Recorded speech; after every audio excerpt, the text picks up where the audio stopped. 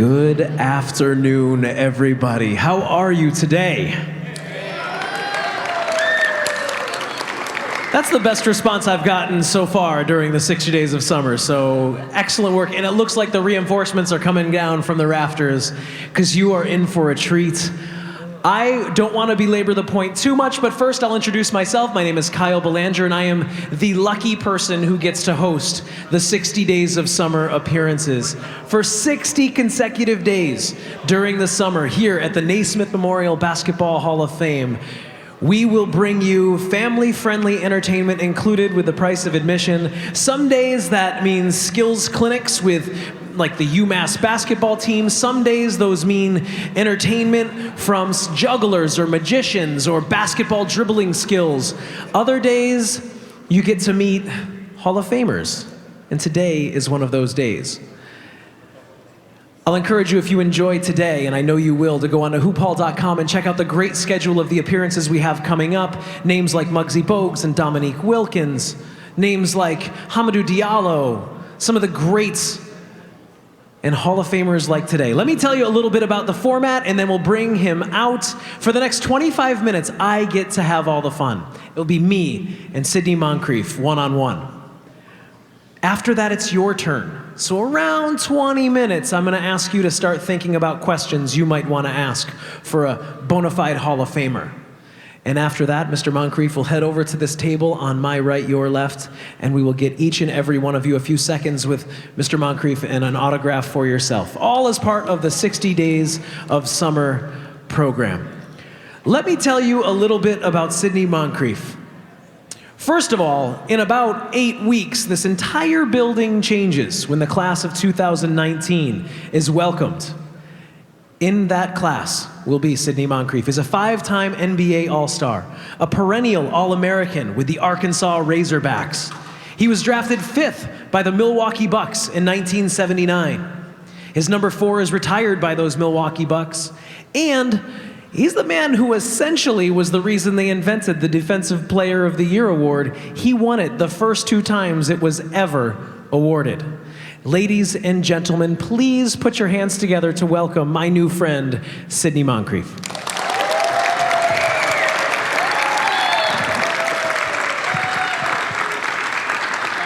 a pleasure to see you again, sir. Thank you. Here you go. Take a seat right there.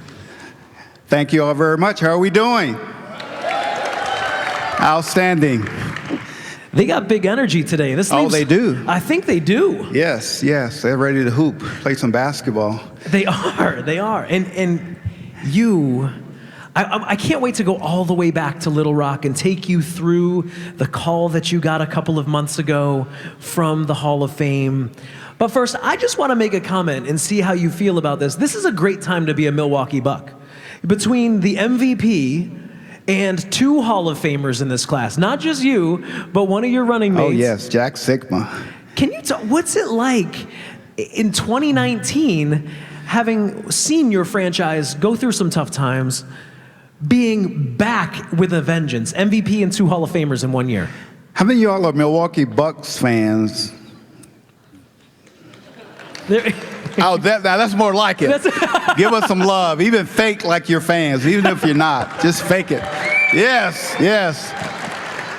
Well, it's special being a Milwaukee Buck fan because, of course, I play for the Bucks, number 1. Number 2, there was always this premise that if you played in a small market, you wouldn't receive the attention that you need to receive. Giannis has shown us that's not true, and certainly I'm very proud of the Milwaukee Buck team. I used to be their commentator for about 3 or 4 years. I coached with the Milwaukee Bucks also. I was the assistant coach for the Milwaukee Bucks for some years, and it's exciting to see them back on the scene playing good basketball. Oh, it's so much fun. The league is better when you think about the history involved with that franchise. The league is better when the Milwaukee Bucks are at or near the top of the Eastern Conference, and I will take that to my grave.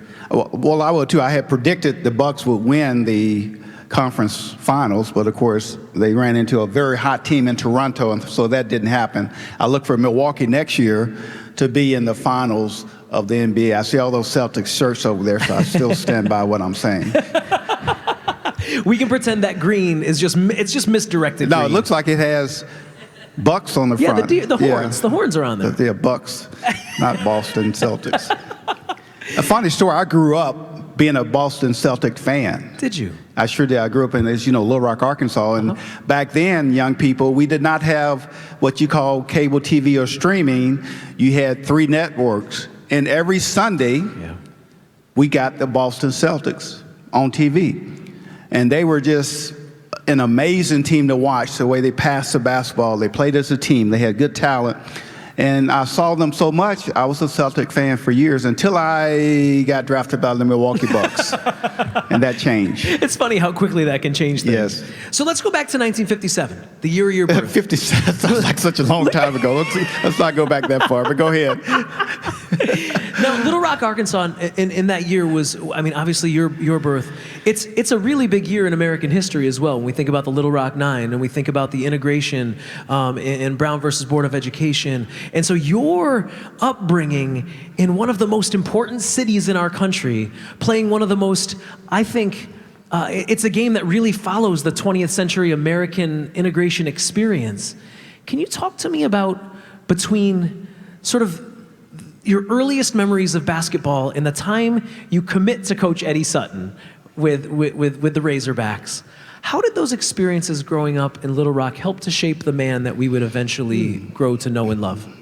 You all familiar with the 1957 crisis, Little Rock Central High School, where the National Guards were actually brought to the city of Little Rock to assist some black African-American kids in attending Central High School. And that happened in September 1957. As you said, I was born September 1957. And we have a special that we have produced that is not out for the public to see yet, but we've had some previews of this special called All for the Hogs. Really? And we actually chronicle when I was born in 1957, the racial relationships then to when I became a Razorback in 1975, and how that team in 75 changed the racial relationships and perspective throughout the state of Arkansas, and how sports can be the game changer in race relationships. So we do have a special that's out.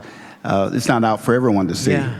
And to answer your question, I grew up in Little Rock, Arkansas, and I really loved football when I was growing up. I was a huge football fan. Matter of fact, I played more football than basketball. I didn't start playing organized basketball until I was in the 9th, 7th, or 8th grade in junior high school. Really? Because I just loved the game of football. And back then, we played, it was my first year of being in a integrated junior high school. So I went from Dunbar Junior High School, and if you hear Dunbar in the 70s, what do you think what would you think of? African American, right? Dunbar. So I went to Dunbar, all African American high school. We had 2 whites in the school, and I remember the names, Dewey and Nancy Magar. And every day, it seems like they were just harassed just horrendously. It was just not a good environment. So we went from my 7th, 8th grade year being at Dunbar Junior High School to Booker. And when I went to Booker, my 9th grade year, it was the first year for busing. Wow. In Little Rock, Arkansas. And so that changed how I perceive people from a different race. So I went from having an all African-American basketball team, playing on that team, to now I have a photograph in my garage. And so every time I pull into my garage, I have a picture of my 9th grade team that's totally integrated. Really? In 1 year that happened in your life? 1 year that happened. And it's so beautiful because the relationships that we established, or I established with those group of people, have still lasted to this very day. Yeah. It's powerful. It's powerful when we allow people to get to know each other, build relationships, and put racial, gender differences aside to just create a beautiful society. Well, and this is totally off. I'm so glad I asked that. As a father in a multiracial family, that I cannot wait to show this documentary to them. It's something that we talk about all the time at the dinner table. This is really exciting. I'm thrilled about this documentary. It really is. So I went from there, from Booker to Hall High School. Yeah. In Hall High School, here's how it worked. When you were in the 9th grade year, the kids were bused from West Little Rock to East Little Rock. So you were bused from the white neighborhoods to the African-American neighborhoods. And then in high school, they reversed it, and we were bused to West Little Rock, which was a very affluent side of town. Okay. And so I got to experience 51% African-American, 51% white, 49% African-American school. That was awesome. It was awesome. And the best part about that was it allowed me to understand and develop relationships with people that didn't look like me. Yeah. And like I said, those relationships still stand today. Yeah.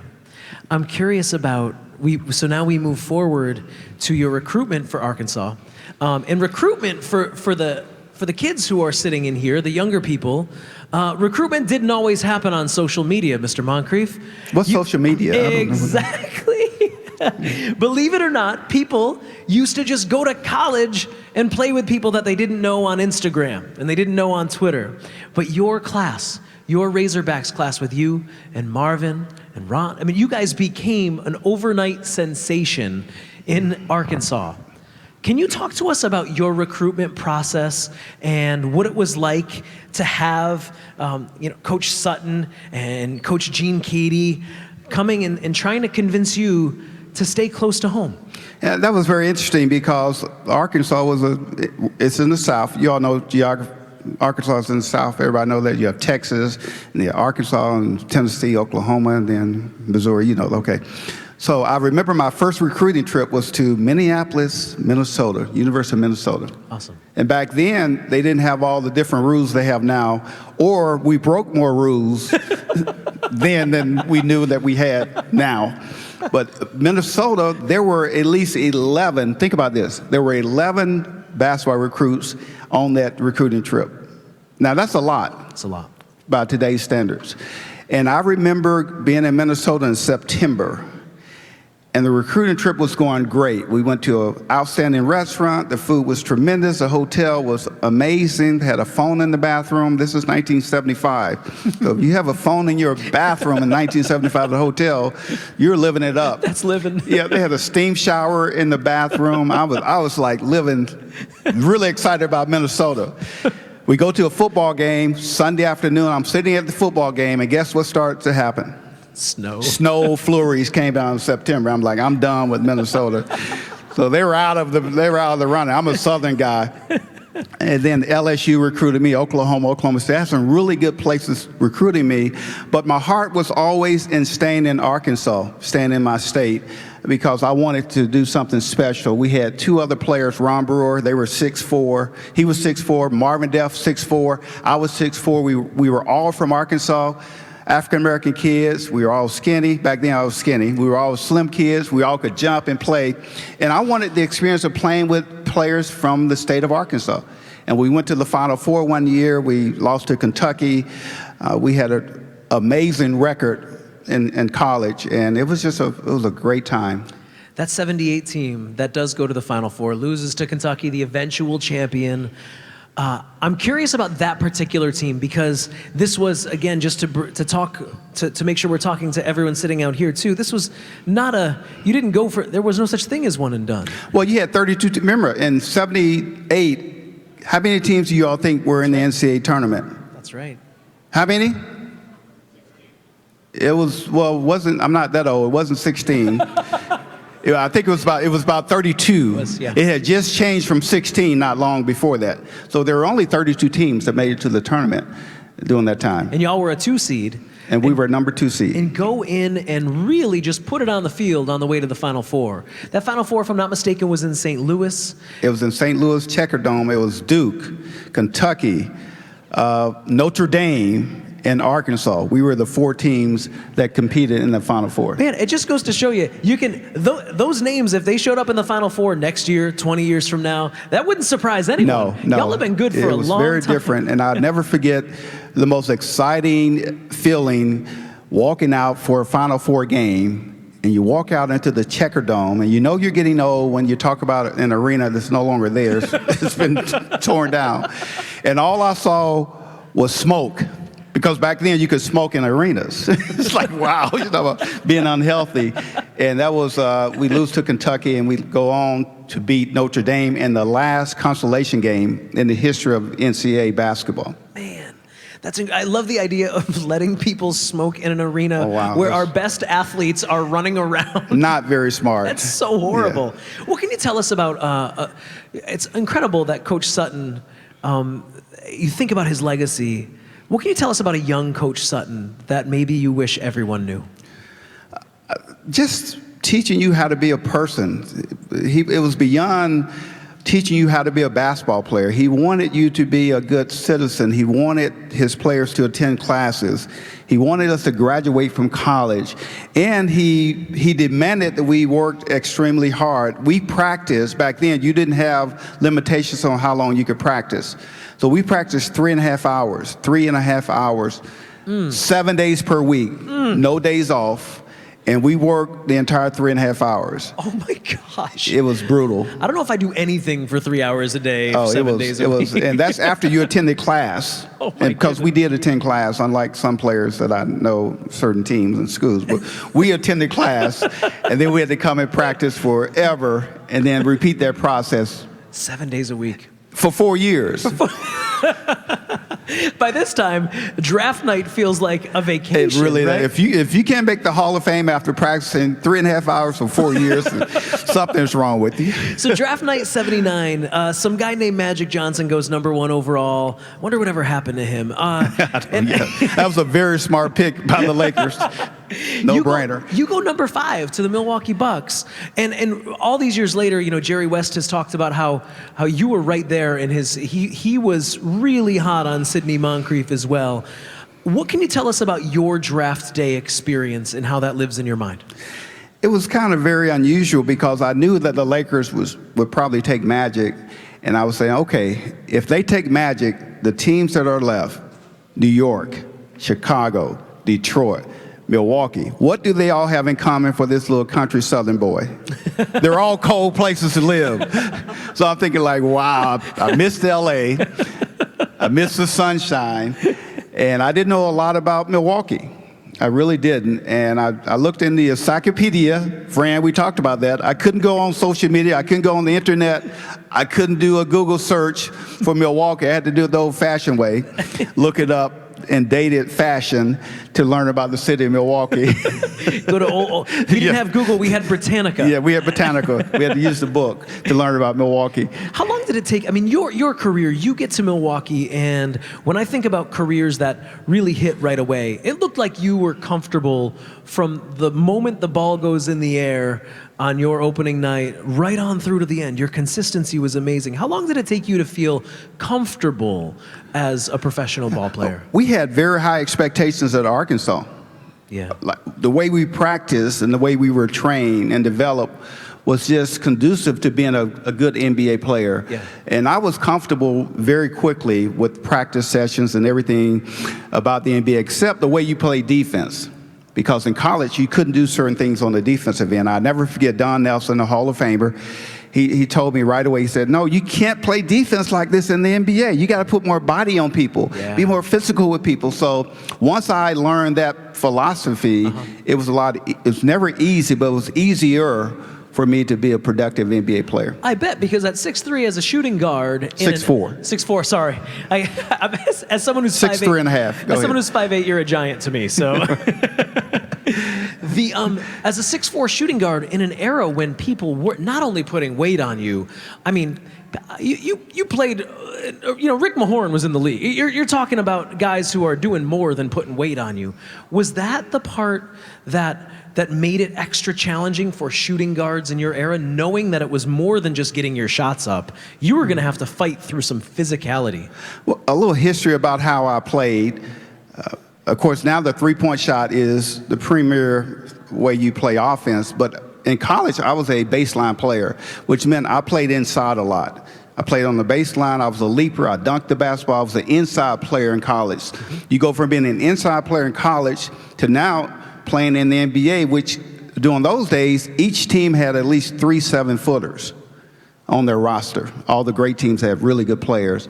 And I did have to make an adjustment because now the players are stronger, bigger, but I was pretty quick. So I had an advantage of quickness, and I could jump pretty well. And so the adjustment was very short for me. Yeah. Plus, I grew up in Little Rock, which is not like the Bronx, but it was very tough. So I grew up being a tough kid. And when you have that toughness, the mental toughness, and then you have toughness from college, it wasn't very difficult for me to go inside against bigger players. So your 84 team, which is, your consistency in the postseason is also incredible. In a career in which you never miss the postseason, in an NBA where there are some greats who are in this Hall of Fame who barely made the postseason. I mean, it's possible to have success that way, but you were always in the postseason. Your 84 team stands out to me. It goes to the finals against your former favorite team, the Boston Celtics. Boston who? What is it? What stands out? Is that the team, when you think about the 11 teams that you played on throughout your career, is that the one that stands out as the one that really came together for you first? Yeah, I would say that the biggest thing I love about my career is consistency. And I always tell when I do speaking engagements or I talk to young people is develop a level of excellence that you show day in and day out. But the 84 team was special, but I think the best team we had was, I think, the 79-78 team. Okay. Who's laughing over there? But because if you go back and look at that roster, that was like, wow. We had Dave Myers, Marcus Johnson, Bob Lanier, Junior Bridgman, Sidney Moncrief, Bryant Winters, Richard Washington, Lord Walton, Ernie Grunfeld. I could just about name every player on that team. And all these guys played on championship teams, but we lost to a team called the Seattle Seahawks that had Jack Sigma that went on to win the NBA title that year. So I thought that was our best team, but the 84 team was probably our second best team. And we played one of the greatest teams, which would be the 84 Boston Celtic team. I hate to, that really pains me to say that, but that was one of the best teams, I thought, in the history of the NBA. Yeah, they really were. So this is the point that I told you about. I only have 3 more questions for Mr. Sidney Moncrief. So if there's some meat left on the bone, you can't wait to ask him. I'm going to ask for volunteers after this question. My friends on the Hoop Hall staff will put you in a line to my right, your left, and you'll get that opportunity. Now, a couple of years later, you mentioned your friend Jack Sigma, who will also be raised to the rafters here in September as part of your class of 2019. A couple of years later, when you're plenty aware of the business of basketball, despite the fact that you were able to play on one team for all of those years, almost your entire career, what's it like when you get the word that already a champion and already an all-star, you're getting Jack Sigma on your team? I was so focused on being in the moment as a player. I didn't really process it, just to be transparent. Yeah. Because trading and people coming and going in the NBA happens so much. I knew we were getting a good player, number one. I was excited about the prospects because we had Terry Cummings and Ricky Pierce, and we had another great team. So to have Jack on our team was comforting because we had another player that we knew could get it done. So here's your chance. Do you have a question for a Hall of Famer, Sidney Moncrief? Put your hands in the air right now. One of my great Hoop Hall friends will come and select a few volunteers, and they'll stand you up in a line to my right, your left. Let's take it now to the moment the phone rings a few months ago. When you know that the announcement's happening. Where were you? What was it like to find out that you would be here in Springfield, not just for a visit with some bald-headed dude? You're right. You're going to be here forever now. What was that like? It was because I had received the call 2 years earlier because I was a finalist 2 years earlier, and the call was, sorry, you didn't make it. It was like, you felt very deflated for a minute. But when I received the call and then I heard congratulations, it was just more relief. Yeah. Because you kind of know this is very special. Yeah. You never really, at least as a player, I never really thought a lot about the Hall of Fame. I tell people that you focus on getting better every day in life at whatever you're trying to do. Your only focus is getting better. It's not necessarily, do I make an all-star team or do I make the Hall of Fame? For me, it was about, have I improved? I had a growth mindset. I just wanted to get better. So the Hall of Fame, my wife was really excited. She was more excited than I was, really. She said, "Oh, the phone call from Springfield." And she was just intensely looking at my face. And I said, "Cool." So she didn't, I guess she knew that I had made it. It was kind of funny. But it was still great as I started reflecting on my career and the people that are in the Hall of Fame. It's a very special award. How about this moment right here? I mean, here we are. You're in Springfield. I had the pleasure of standing next to you while you were looking up at those faces, talking to these fans now who are all wearing green because of the Milwaukee Bucks, obviously. That's right. Give me a sense of this moment. Oh, I don't know. I just look up there and say, 20 years from now, your photograph is going to really look old.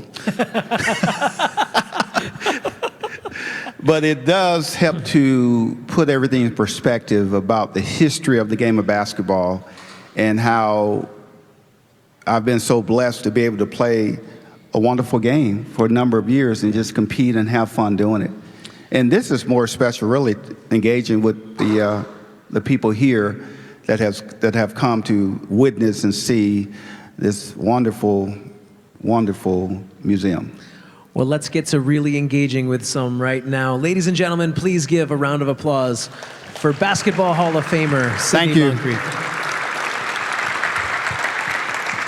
Now, I didn't warn you, Mr. Moncrief, but I ask all the easy questions. The hard ones are about to come up. So Well, I can always say no comment, so just get ready. It's a Hall of Famer with the media, Right. too. That's right. All right, so ladies and gentlemen, bring it up one at a time. I'll take the first guy coming up. For all of you, I only have a couple of requests. One is that before you ask your question, you introduce yourself to Mr. Moncrief and tell him your name and where you're from. And the other is you just let me hold the microphone while you talk. Andrew from Springfield. Hey, Andrew. Hi. What's your question? What does it feel like to dunk in the NBA? What does it feel like to dunk in the NBA? It was a lot more exciting than when I was dunking in junior high school, because when you consider dunking for us was like a three-point shot. I started off in junior high school dunking, trying to dunk. And what do you think the first thing I tried to dunk with? Was a tennis ball. Then you graduate from a tennis ball to a volleyball. And then you graduate from a volleyball at some point to a basketball. But my greatest dunking experiences happened way before the NBA. So dunking in the NBA was not a big deal, but it was a big deal when I was in junior high school and high school. Thank you, Andrew. Thank you, Andrew. Have you dunked over there yet, Andrew? All right. All right. Thanks, you. Buddy. Come on up. I'll take the next person, please. How are you, sir? I'm Andrew's grandpa from Springfield. All right, Andrew, it's Grandpa. And my question is, when you played the Celtics, did Larry Bird ever do any trash talking? Did he trash talk to me? In general. To Sidney Moncrief? Yes. No, he really didn't, because Larry and I, we played international ball together. So we had a relationship outside of being competitive. And then Larry was like Michael. They really didn't come into the NBA talking trash. My only theory on that is they kind of got bored. They were so good.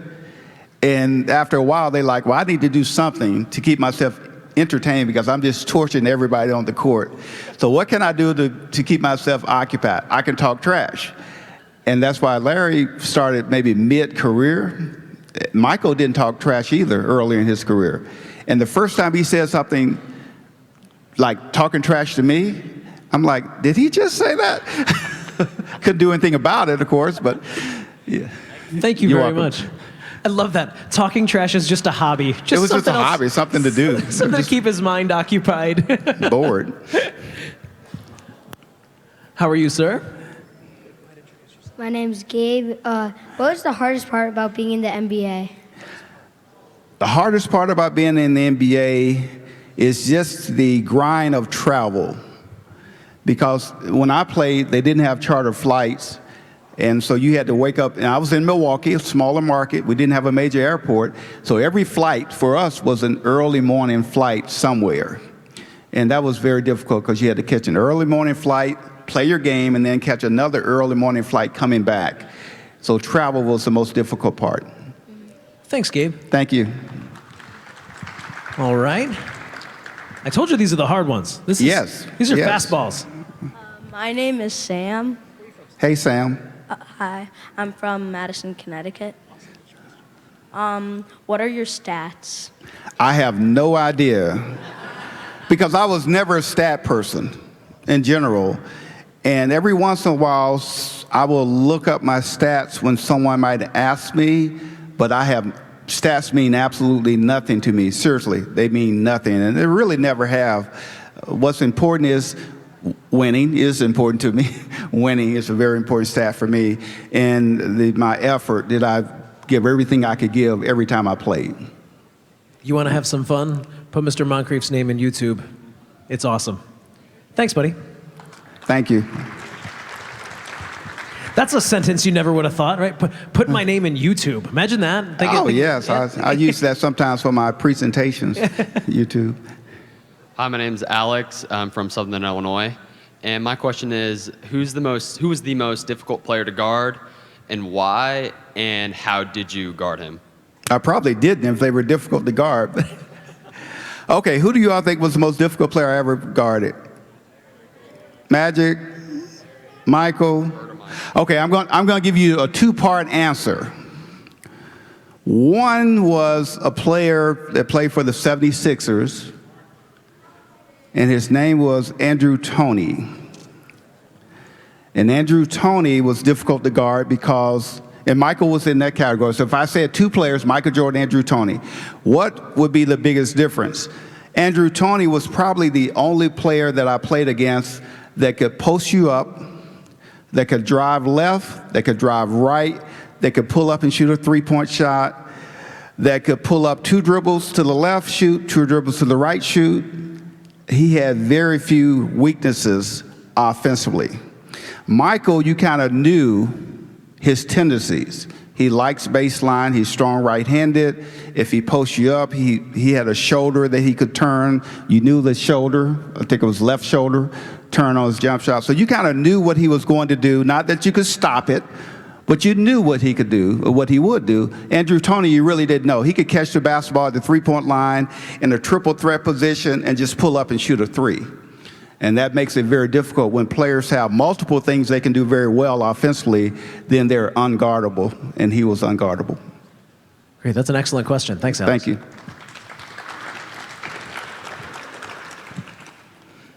All right. Your name and where you're from. I'm Matthew from Baltimore, Maryland, and if you enjoy defending anyone on the court, who is the most enjoyable person to guard? No one. All right. But let me ask you a question, and I say this to people when they ask me, who did I get up to play the most? Yeah. No one. The reason I was so consistent is I looked at every player as a Michael Jordan or Andrew Toney, and I played them the same way I would play one of the all-star players, the greatest player. I never rested or played against a player and disrespected them to where I let them do whatever they wanted to do. They were going to have a hard time. Didn't matter who they were. So I didn't really enjoy playing against anyone. I would prefer to just shoot and score. Unfortunately, since I was a good defender, I had to defend the best player on the team. All right, thank you. Thank you. Thank you. Boy, speaking of bringing this all together, Dunbar, one of the great Dunbars in the country, is the Dunbar Machine of Baltimore. Oh, yeah, Baltimore have some hoopers. That's right. They have some ball players. My name is Benji. I'm from LA, What's LA stand for? Los Angeles. Okay, thank you. My question for you is, were there any specific games that you were nervous for? What's your definition of nervous? Am I Like- throwing up in cold sweats and Just like, how do you define nervous? Like the nervous feeling. Okay. Well, first of all, I think most players, even Hall of Fame players, you have a certain energy inside of you before a ball game. You hear about butterflies, anticipating the game, feeling ready for the game, but never fear, never being scared, but always feeling like I'm ready. Those are kind of butterflies. So yes, most games I felt that way. It's the anticipation of playing a game and playing it well. Thank you. You're welcome. Great. Thanks, Benji. So all you younger players, don't feel guilty when you feel butterflies, but don't have fear and don't be scared. That's great advice. How are you? Hi, my name is Natalie, and I'm coming from Tunisia, Africa. My question is, okay, so I'm going into 9th grade, right? And I'm thinking of joining varsity basketball. Do you have any, like, what's the word? Like, advice for me? Do you feel you're a good player or you need to get better? I feel like I'm okay, but not as good as I should be. Okay. Well, I would say at that age, make sure you assess your skill set, what you do well, what you need to improve upon, and just work very intensely with the plan on getting better in the areas that the team needs the most. Okay? Definitely work on your shooting, because shooting is a skill that will last you a lifetime outside of basketball. You can, if you're 50 or 60 like me, you can still go to a gym and do what? Probably shoot. Can't play anymore, but I can still shoot. So I would certainly say shooting, work on your shooting and your dribbling, being able to control the basketball. Those are two skills that I think are essential if you're going to be a great player. Yeah. Thank you. You're welcome. Natalie, good luck. Good luck. Good skills. Ladies and gentlemen, one last thank you round of applause for the class of 2019, Sidney Moncrief. Thank you. Go Bucks. Go Celtics. Now the fun continues, because if you follow the directions of my Hoop Hall friends over here to my right, your left, they will put you in line for the autographs. Mr. Moncrief will be headed over to the autograph table. I only have 2 requests for you. 1, no photo.